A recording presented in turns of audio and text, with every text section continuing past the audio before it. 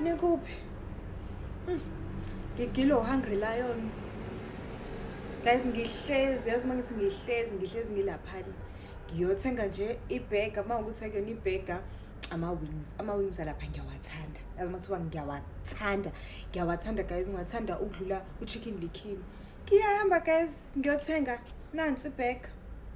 Nayi. Ayinuki kanje, like iyanuka. Angazi ngiyabona ukuthi ayishili iburger. Inuka ukusha. Angazi ngizothi amafutha abo yini abathose ngawe noma abafrye ngawo, but iyanuka guys, iyanuka. Hayi ukuthi ngikhulelwe noma cha, angikhulelwe impela. Iyanuka yazi mangithi iyanuka guys, ayidleki ngithi ngihogela iphunga nje lokusha. Angazi guys, ngimosha imali yami ngahamba ngithi ngiyadla la. Ngavele ngalusa nane appetite ukuthi ngidle enye into noma ngiorder enye into. Yabo guys, uHungry Lion wase West Street la sigcwala khona. Cha shame, hayi ngaze disappointed. Ngidisappointed ngale ndlela. Uba uzodla lento ngeke ngidle mina lento, uba uzodla lento. Guys, inuka angazi noma amafutha niwaphindile yini noma guys, ngicela niyeke nje le nto. Ngicela nje niyeke. Thina sisenge kanjani?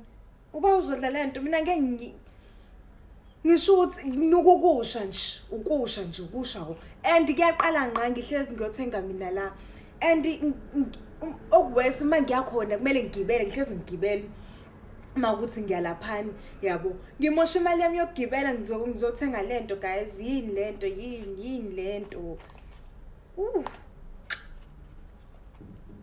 And iyomile nelento yakhona guys, iyomile. Hayi ngeke guys, ngeke. Ngizoyidla kanjani lento? Ngizoyidla inuka nje ukusha phu. Ukusha. Kuyaqala nje ukuthi ngithenge khona kunuka ukusha. Ngiwaste imali yami mina manje ngathenga lento. Hayi. Cha shem ngaze nangenza doti. Hayi ningenze doti shem. This time around hayi ningenze doti. How? Kanjani guys, mina ngimanje ngisacabanga uHungry Lion ngenxa lelo doti lo. And guys benihamba kahle, beniza kahle. Hayi beniza kahle shame. Hayi ukuthi kwenzakaleni noma mhlambe nibona abantu ukuthi bagcwele kakhulu nasebenzisa amafutha, hayi ngeke ngicela nje niyeke. Iyanuka nje le bag, iyanuka ukusha nje.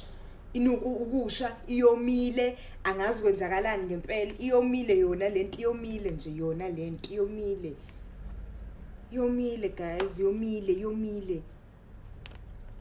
Yabona njengoba ngibheqa kanje kunuka ukusha. Angazi noma amafutha ayi1 yini enwasebenzisile nokhona hayi nenze doti shame. Hungry Lion wase West Streets la sigcwala khona. Sithi hayi impela sesifike ekhaya, hayi ningenze doti. Hayi ningenze kuyimanje yanuka, kumele ngize ngivale iyanuka kunuka ukusha. Hayi niyekeni lento guys, ngicela niyeke nje. Hayi beniqhubha kahle, angazi kuphelelepi, ngicela nje nibuyise le yanto. Buka ngihamba ngiyolahla imali yami ke mina manje, ngilahla imali yami. Hello Mzansi, welcome to Mgosi waseMzansi. If today is your first time visiting this channel, please do the right thing and click the subscribe button. Nangisisi she's exposing iHungry Lion yalapha eWest Street eThekwini ukuthi hayibo baze bamthengisela ibheka leshile inuka. Akavisisi ukuthi kwendakalani, uthi indlela ayithanza ngakhona iHungry Lion ohlezi athenga, like she's a regular customer, but into labamende yona uthi ngeke ayikhohle because ngeke yaza khona ngisho nokuyidla le nto ndlela inuka ngakhona. You know, like I wonder ukuthi kusokone njani mayitolo yothenga bakunika into lengekho right, so bangayiboni or abayiva bona. I really don't understand, but uyasho nje ukuthi iHungry Lion lapha eWest Street disappointed manje in spending your money uthi ufuna uthenga something ufuna uyidla ngoba uyinabelile, only to find out ukuthi le nto ayisi right sekufuna ukuthi uyilahle. And this is bad for your business and for their reputation nje ukuthi bantu babone amavideo lafana nalawa ngudle into oqhumana bantu complaining about their food. Hayibo, it's not good. Do comment your thoughts down in the comment section. I will see you in the next one. I'm signing out. So goodbye.